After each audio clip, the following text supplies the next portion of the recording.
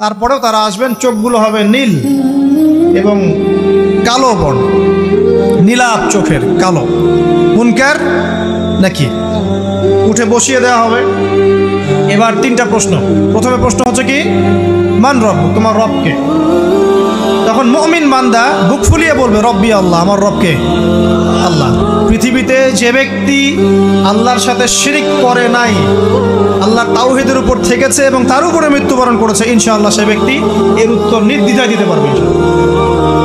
আর দুনিয়াতে যে বা যারাই আল্লাহর সাথে শিরিক করবে, আল্লাহর সাথে শিরকের পাবে লিপ্ত হবে, ওই অবস্থায় মারা যাবে, তাওহীদের উপর থাকবে না, কোশ্চিন কালেও মান রব্বুক উত্তর দিতে পারবে না। তারপরে প্রশ্ন হয়ে যাবে মা দিনুক, তোমার দিন কি ছিল? মুমিন বান্দা উত্তর দিবে কি, দিন ইয়ান ইসলাম, আমার দিন ছিল ইসলাম। এখানে শুনে রাখেন, পৃথিবীতে যারা ইসলামকে পরিপূর্ণরূপে পালন করবে তারাই এই উত্তর দিতে পারবে ইনশাআল্লাহ। যারা ইসলামকে ঠাট্টা বিদ্রুপের হাসি তামাশার পাত্র বানিয়েছে, মন চাইলে কিছু করি, মন চাইলে কিছু করি না, সহজগুলো একটু আমল করি, বাকি কিছুর আমল ধারি না, হ্যাঁ, নামাজ পড়ি, সুদ ছাড়তে পারি না, ঠিক আছে, বছর বছর ওমরা করি, এদিকে ঘুষ দুর্নীতি ছাড়তে পারি না, ইসলামকে ঠাট্টা তামাশার পাত্র বানিয়েছে, এরা কোশ্চিন কালে উত্তর দিতে পারবে না। মা দিন দিনে পরিপূর্ণরূপে ইসলামে প্রবেশ করতে বলেছেন আল্লাহ রাব্বুল আলামিন। যারা পরিপূর্ণরূপে ইসলামে প্রবেশ করবে এবং ইসলামের প্রতিটা মৌলিক বিধান মেনে চলবে, ইনশাআল্লাহ তারা এর উত্তর দিতে পারবে। এরপরে আসবে তৃতীয় প্রশ্ন। নবী সাল্লাল্লাহু আলাইহি ওয়াসাল্লামকে দেখানো হবে, যখন দেখানো হবে তখন সূর্য যখন ডুবে যায়, যে দৃশ্যটা আমরা দেখতে পারি না, ওই দৃশ্যটা ভেসে উঠবে এবং মুমিন বান্দা অস্থির হয়ে যাবে, বলবে আমাকে ছেড়ে দাও, আমি নামাজ পড়বো। সুবহানাল্লাহ। তার কারণ তার কাছে মনে হবে যে আসরের ওয়াক্ত হয়ে গেছে, আসরের ওয়াক্ত হয়ে গেছে, আসরের ওয়াক্ত চলে যাচ্ছে, আমাকে নামাজ পড়তে হবে। চিন্তা করেছেন? ওই যে একটা হাদিস আছে না, যে 7 শ্রেণীর মানুষকে আল্লাহ রাব্বুল আলামিন আরশের ছায়া দিবেন, তার মধ্যে এক শ্রেণীর মানুষকে যার অন্তর মসজিদের সাথে ঝুলে থাকে, তার মন মসজিদের সাথে ঝুলেছিল, এই সূর্য ডুবে গেল বলে আমাকে ছেড়ে দাও, আমি নামাজ পড়তে যাব। তখন ফেরেশতারা বলবেন তোমাকে নামাজ পড়তে দেয়া হবে, তবে তার আগে তুমি এর উত্তর দাও। কি উত্তর? এই ব্যক্তির দিকে তাকা। তখন নবী সাল্লাল্লাহু আলাইহি ওয়াসাল্লামকে দেখানো হবে, সাল্লাল্লাহু আলাইহি ওয়াসাল্লাম দরুদ পড়বেন, বলা হবে যে এই ব্যক্তির সম্পর্কে তোমার কি ধারণা? মান হাযা রাজুলু বুইসা ফিকুম, এই ব্যক্তি কে, যাকে তোমাদের কাছে পাঠানো হয়েছিল? মুমিন ব্যক্তি নির্দ্বিধায় বলে দিবে যে তিনি হচ্ছেন আমার নবী মুহাম্মদুর রাসূলুল্লাহ সাল্লাল্লাহু আলাইহি ওয়াসাল্লাম। দেখুন, পৃথিবীতে যে বা যারাই নবী সাল্লাল্লাহু আলাইহি ওয়াসাল্লামের সুন্নতের উপর আমল করবে, ইনশাআল্লাহ সে তার উত্তর দিতে পারবে।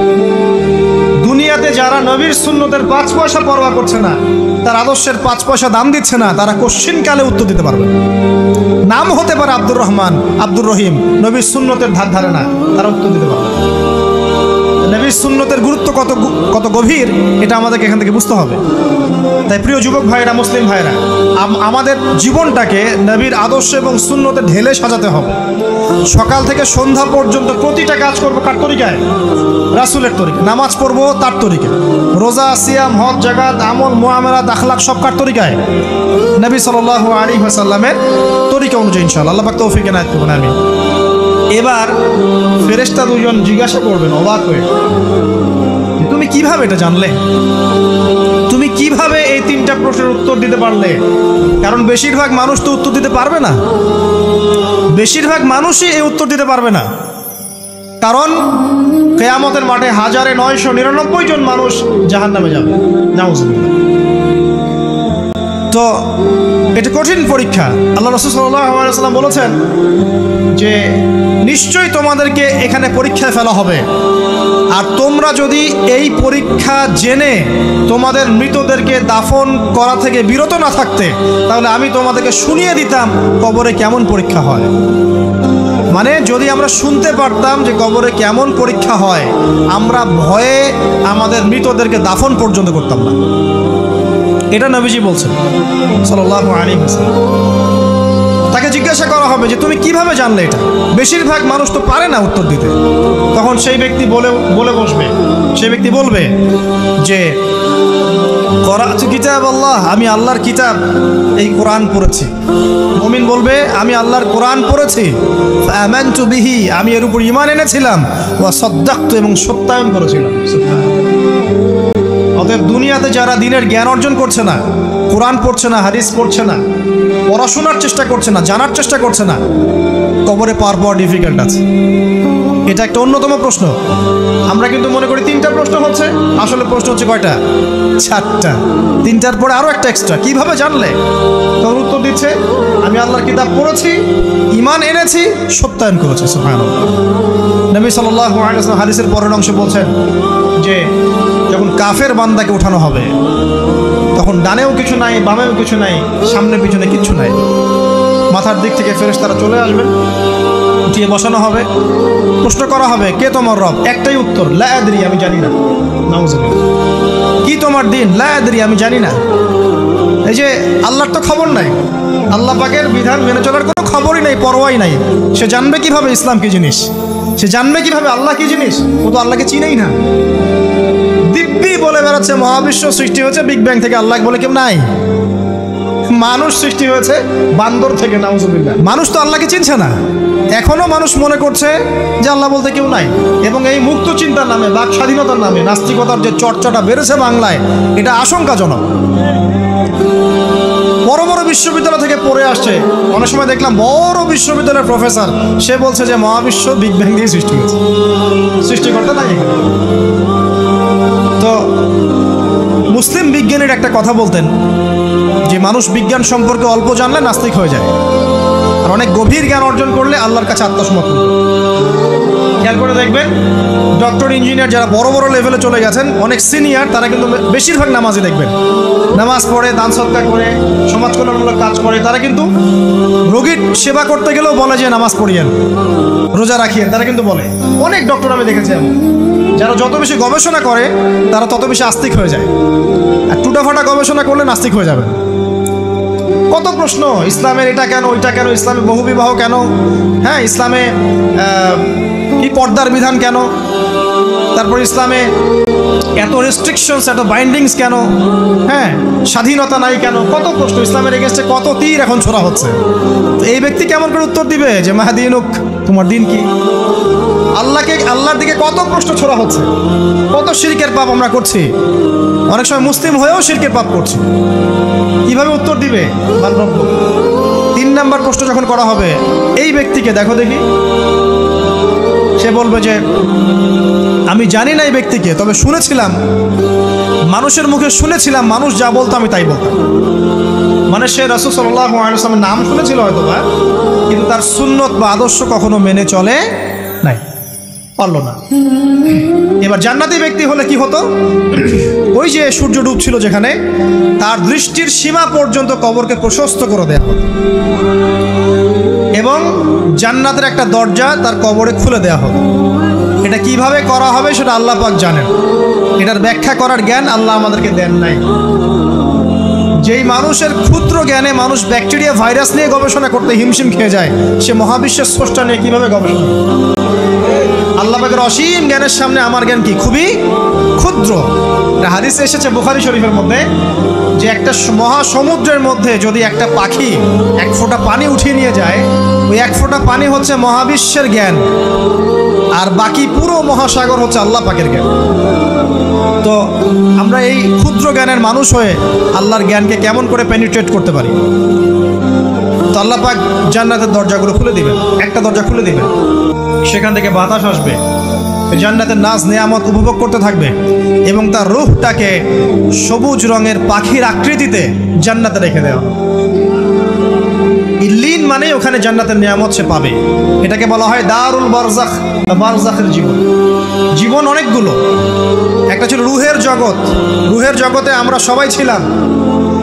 শোনেন, রুহের জগতে যার সাথে যার বন্ধুত্ব ভালোবাসা গভীর ছিল, দুনিয়াতে তার সাথে তার ভালোবাসা বেশি।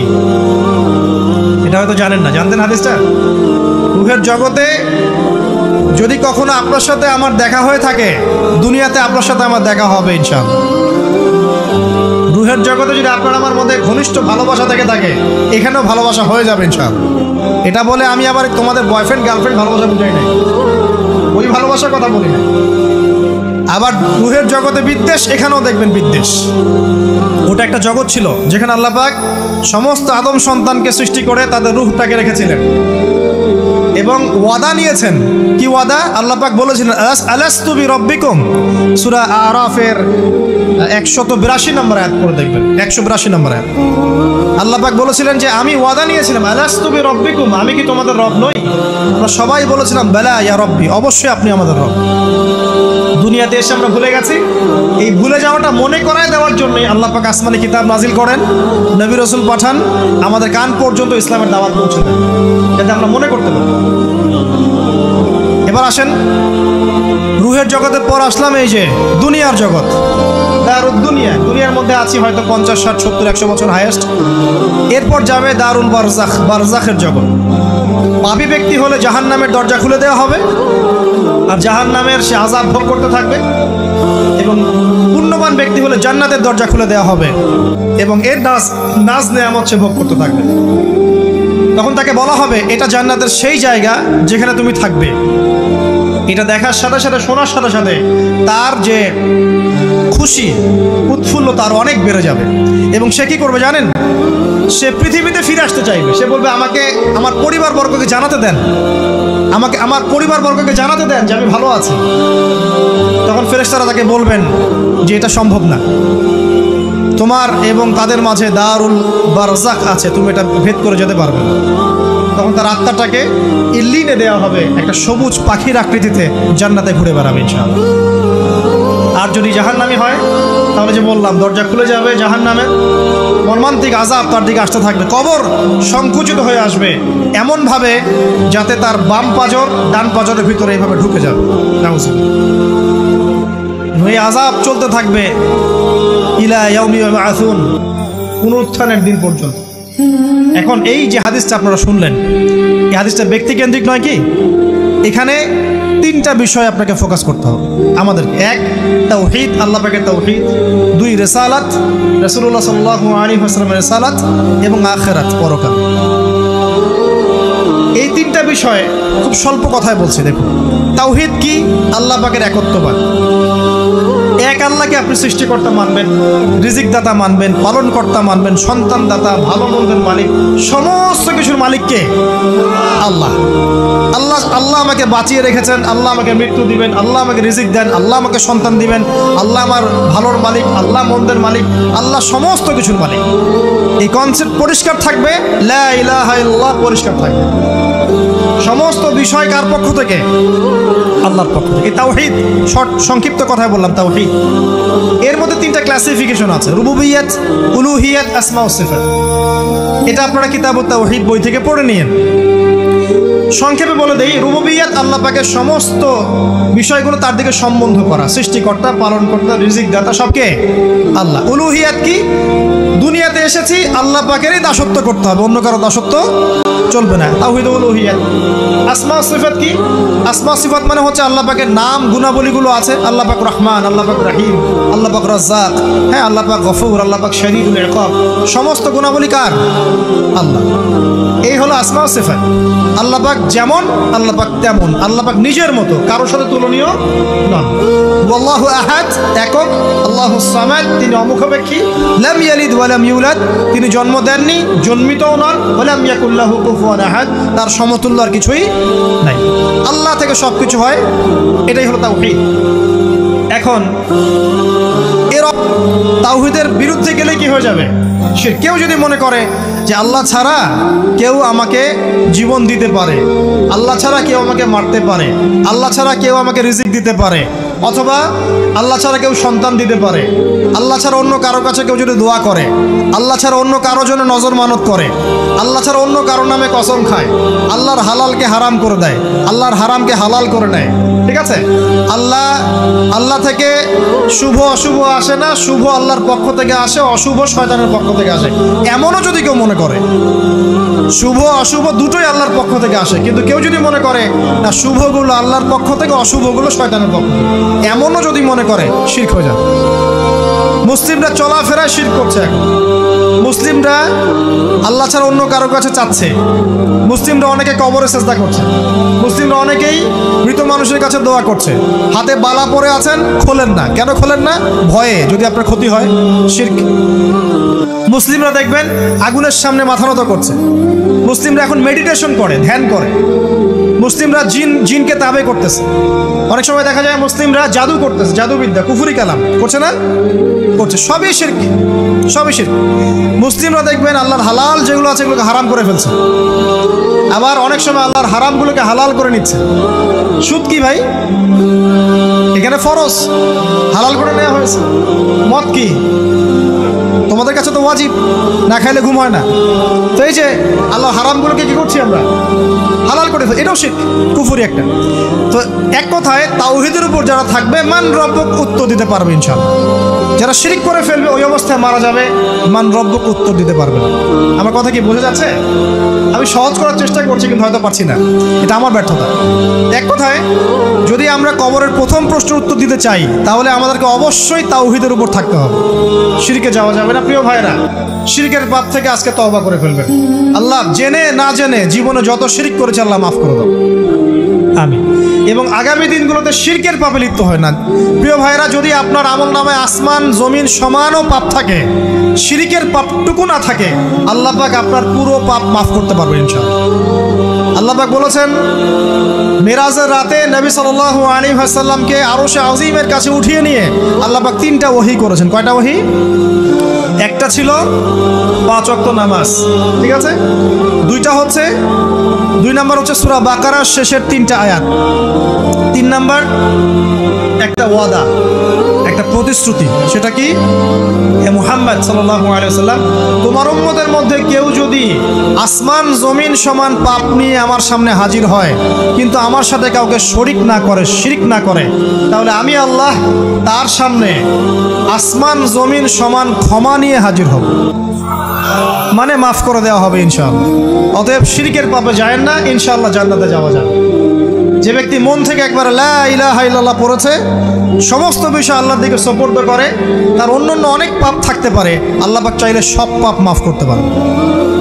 অতএব মান রব্বক উত্তর দিতে চাইলে শিরকের পাপে যাওয়া যাবে? যাবে না। আধুনিক শিরকের মধ্যে সবচেয়ে ভয়ঙ্করটা হচ্ছে এটা যে আমরা আল্লাহর হালালকে হারাম করে নিচ্ছি, হারামকে আবার হালাল করে নিচ্ছি। এখানে যায় না। সব কিছু আল্লাহ থেকে আসে, দোয়া আল্লাহর জন্য করবেন, নামাজ আল্লাহর জন্যে, সব কিছু ইবাদত আল্লাহর জন্যে, দ্বীনি ইলম অর্জন আল্লাহর জন্যে। প্রতিটা কাজের করার আগে নিয়াত ফিক্স করবেন, কেন করব? পরকালীন স্বার্থ থাকলে করব, না হলে করব না। কেন তুমি টিকটকে যাবা না? কারণ পরকালীন কোনো স্বার্থ নাই। কেন তুমি ফ্রি মিক্সিং অ্যাফেয়ার্সে যাবা না? কারণ পরকালীন কোনো স্বার্থ নাই। কেন মদ খাবা না? পরকালীন কোনো স্বার্থ নাই। কেন মিউজিকে যাচ্ছ না? কারণ পরকালীন কোনো স্বার্থ নাই। কেন তুমি এই যে সুদ খাবা না? কারণ পরকালীন কোনো স্বার্থ নাই। যে কাজে পরকালীন কোনো স্বার্থ নাই সে কাজে কোনো মুমিন মুসলিম নাই। কেন নামাজ পড়বো? কারণ পরকালীন স্বার্থ আছে। কেন রোজা রাখবো? পরকালীন স্বার্থ আছে। কেন আমি হালাল বিয়ে করব, হারাম জেনায় যাব না? পরকালের স্বার্থ আছে। কেন আমি যাকাত দিব, ব্যবসা করব, সুদ খাবো না? কারণ পরকালের স্বার্থ আছে। কেন ইসলামের দাওয়াত দিব? পরকালের স্বার্থ আছে।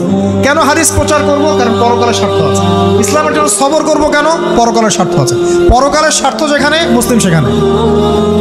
পরকালীন স্বার্থ নাই, আমরা নাই। প্রত্যেকটা কাজ করার আগে নিয়াতটা ফিক্স করতে হবে। পরকালের কোনো স্বার্থ আছে? যদি বলে হ্যাঁ আছে, তাহলে করবে।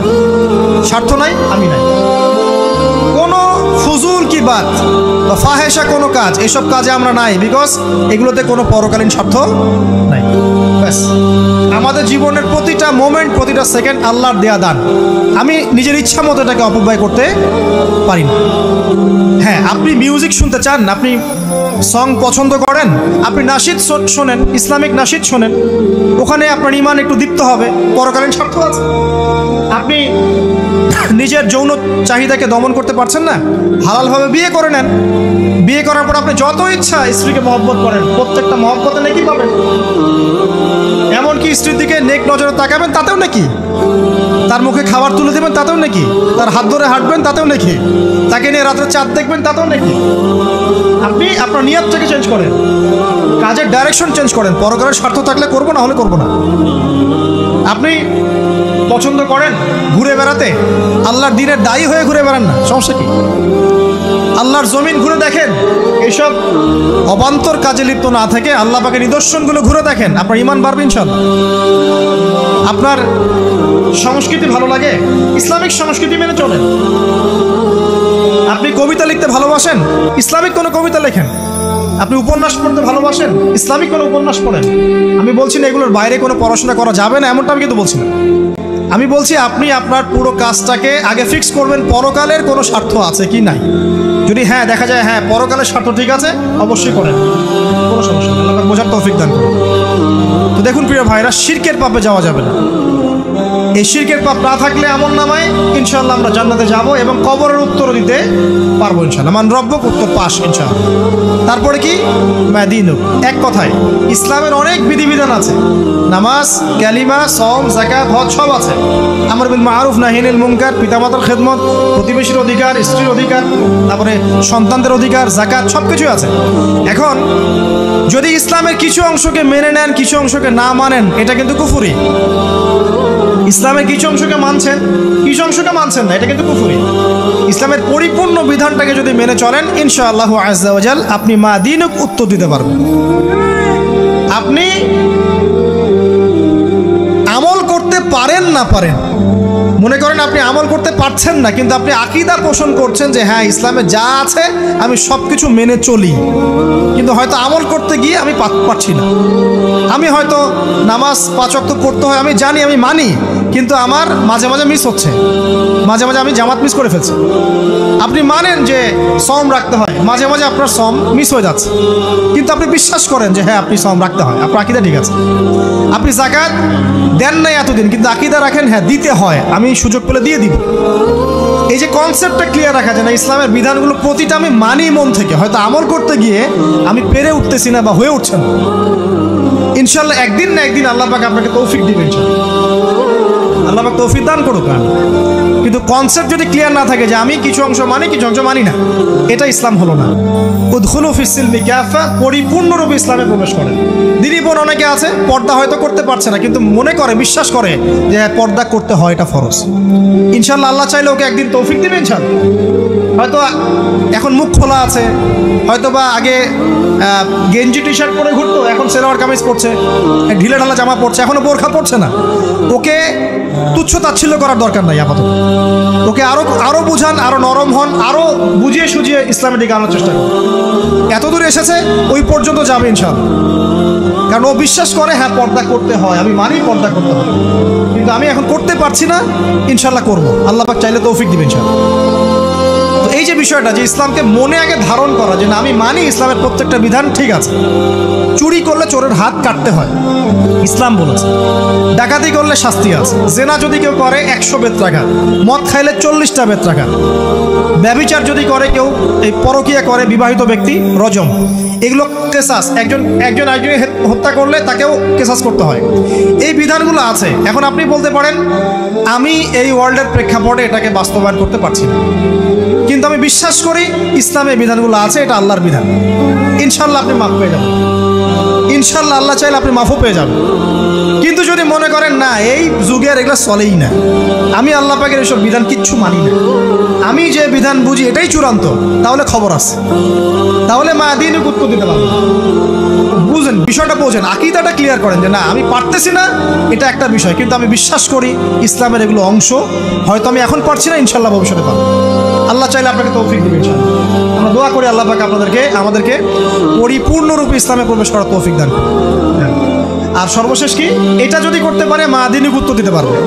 মান নবিয়ুক উত্তর কখন দিতে পারবো? যখন একজন ব্যক্তি সারা জীবন নবী সাল্লাল্লাহু আলাইহি ওয়াসাল্লামের সুন্নতের উপর আমল করতে পারবে। এই যে ঘুম থেকে উঠলেন, ব্যাস ব্রাশটা নিয়ে দৌড়ে চলে গেলেন বাথরুমে, কি জন্য? ঘুম থেকে উঠলেন, আগে চোখটা একটু ঘষতে হবে, মুখে হাত দিতে হবে, তারপরে আপনি দোয়া পড়বেন। কি দোয়া পড়বেন? আলহামদুলিল্লাহিল্লাযী আহইয়ানা বা'দা মা আমাতানা ওয়া ইলাইহিন নুশুর। তারপরে আপনি যাবেন বাথরুমে। দোয়াটা না পড়ে কেন গেলেন? ঘুমাচ্ছেন, ঘুমানোর আগে আপনি অবশ্যই বলবেন। ঘুমানোর আগে একদম একটা গান শুনে, একটা গার্লফ্রেন্ডের সাথে 10টা মিনিট কথা বলে হ্যাঁ জান রাখি, ব্যাস, তারপরে ঘুমিয়ে গেলেন। ঘুমটা আপনার জন্য ইবাদত হলো না? হারামে লিপ্ত হতেন না। আল্লাহুম্মা বিইসমিকা আমুতু ওয়া আহইয়া পড়তেন, সূরা মুলক পড়তেন, সূরা কাফিরুন পড়তেন, সূরা ফালাক নাস ইখলাস পড়তেন, ঘুমিয়ে যেতেন। পুরো ঘুমটাই ইবাদত, পুরো ঘুমটাই নাকি ঘুমিয়ে আছেন নাকি পাচ্ছেন? আপনি ইচ্ছাকৃতভাবে আপনার আমলটা নষ্ট করলেন। ইস্তেঞ্জা করতে গেছেন, ইস্তেঞ্জা করতে গিয়ে গান শুরু করে দিল বাথরুমে। বাথরুম সিঙ্গার আছে না কিছু? বাথরুমে গান গাওয়ার জায়গা নেই, তো ওখানে গান শুরু করলো। বাথরুমে গান গাবেন কেন? আপনি ঢোকার সময় বলবেন কি, বিসমিল্লাহ আল্লাহুম্মা ইন্নী আউযু বিকা মিনাল খুবসি ওয়াল খাবাইস। এরপরে ইস্তেঞ্জা করবেন, তারপরে আপনি গুফরানাকা বলে বের হয়ে আসবেন। পুরো ইস্তেঞ্জার সময়টুকু নাকি নামাজ পড়তে দাঁড়িয়েছেন, এখানে রিয়া কোনো লৌকিকতা থাকবে না, লোকজন আমাকে দেখছে আমি ভালো করে নামাজ পড়ি, এমন থাকবে না।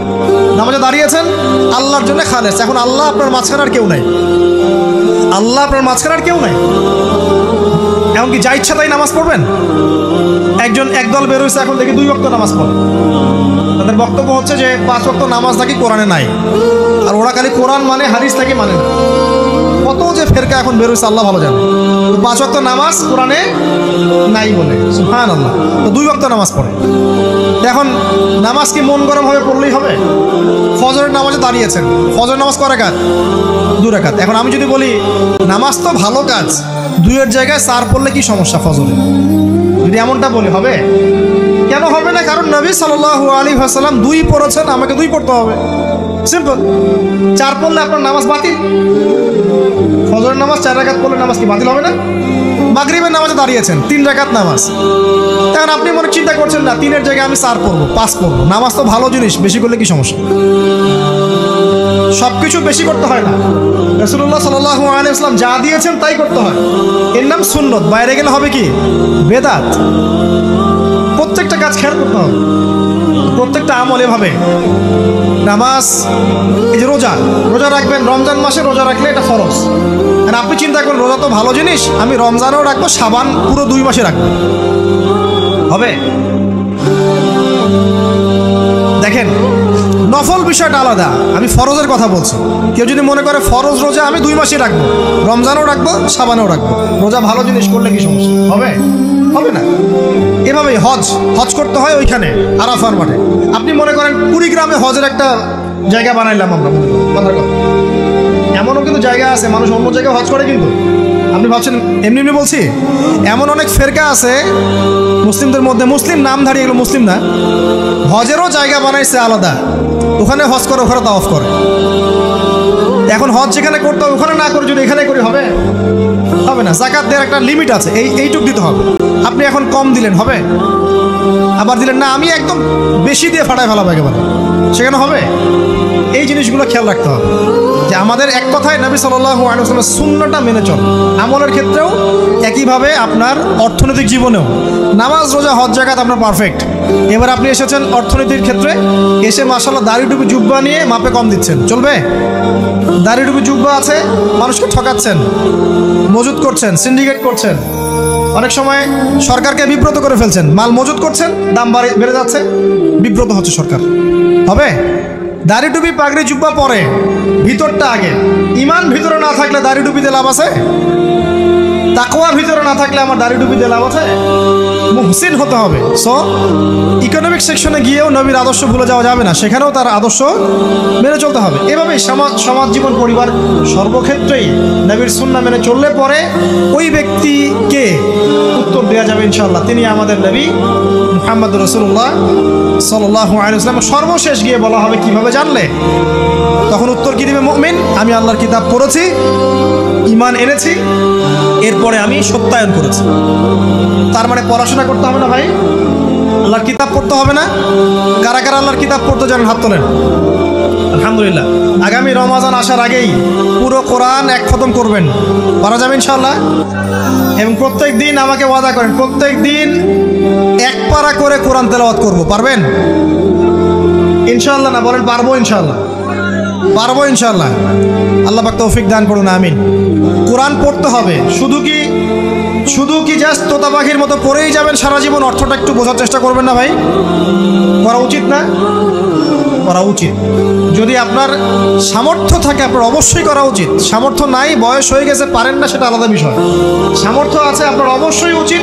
আলহামদুলিল্লাহি রাব্বিল আলামিন মানে কি, আর রহমানির রহিম মানে কি, মালিকি ইয়াউমিদ্দিন বলছি, এটা মানে কি, ইয়্যাকা না'বুদু বলছি ওয়া ইয়্যাকা নাস্তাঈন, এর অর্থ কি, ইহদিনাস সিরাতাল মুস্তাকিম মানে কি, সিরাতাল্লাযীনা আন'আমতা আলাইহিম গায়রিল মাগদুবি আলাইহিম ওয়ালাদ-দালিন, কি অর্থ, কি বললাম? নামাজে এটার অর্থ জানলে মনোযোগ কি ডানে বামে যাবে? যাবে না ইনশাআল্লাহ। এই যে আল্লাহ পাক বলছেন, ইয়া আইয়ুহাল্লাযীনা আমানুত্তাকুল্লাহ, হে মুমিনগণ আল্লাহকে ভয় করো, হাক্কা তুকাতিহি ওয়া লা তামুতুন্না ইল্লা ওয়া আনতুম মুসলিমুন, তোমরা এমনভাবে আল্লাহকে ভয় করো, ভয় করার মতো ভয় করো, এবং পরিপূর্ণ মুসলিম না হয়ে মৃত্যুবরণ করো না। এর অর্থটা জানলে ভালো লাগলো না? বুঝতে পারলাম না কোরআনটা? আল্লাহ বলছেন ওয়াদারু মা বাকিয়া মিনার রিবা, সুদের অবশিষ্ট অংশ ছেড়ে দাও। ওয়া ইল্লাম তাফআলু ফাআযানু বিহারবিন মিনাল্লাহি ওয়া রাসূলিহি, যদি না করো আল্লাহ এবং রাসূলের সাথে যুদ্ধের ঘোষণা শুনে রাখো। অর্থ জানলে হেদায়েত পাওয়া যায় না? অতএব অর্থটা জানার চেষ্টা করো। আল্লাহ তৌফিক ইনায়েত করুন। অর্থ বোঝার ক্ষেত্রে যদি কোনো প্রতিবন্ধকতা পান সামনে, আলেম ওলামার কাছে যাবেন, জিজ্ঞাসা করে অর্থ জেনে নেবেন। নিজে নিজে আবার মন করা ব্যাখ্যা করতে যায় না। কোরআন বুঝতে গেলে হাদিস লাগবে, হাদিসগুলো পড়তে হবে। হাদিসের কিছু বই কিনবেন, রিয়াদুস সালেহিন, ফয়জুল কালাম, এই যে আপনারা পড়েন, মুনতাখাব হাদিস পড়েন, ঠিক আছে, বুলুগুল মারাম মিন আদিল্লাতিল আহকাম, মিশকাতুল মাসাবিহ, এই বইগুলো বাসায় রাখবেন। এরপরে আস্তে আস্তে কিনবেন আবু দাউদ, তিরমিজি, নাসাই, এগুলো কিনবেন। পরে গিয়ে বুখারী মুসলিমের অনুবাদ কিনবেন, আগে কিনবেন। এগুলো কঠিন হাদিস, এগুলো আগে পড়লে আপনি মাথাটা আপনার কিন্তু ঘুরতে থাকবে। আগে কি ক্লাস 8-এ পড়বেন না আগে এইচএসসি দিবেন? আগে ক্লাস 7-8 পার করে যান, তারপরে দিকে যান। আল্লাহ বোঝার তৌফিক দান করুন প্রিয় ভাইরা।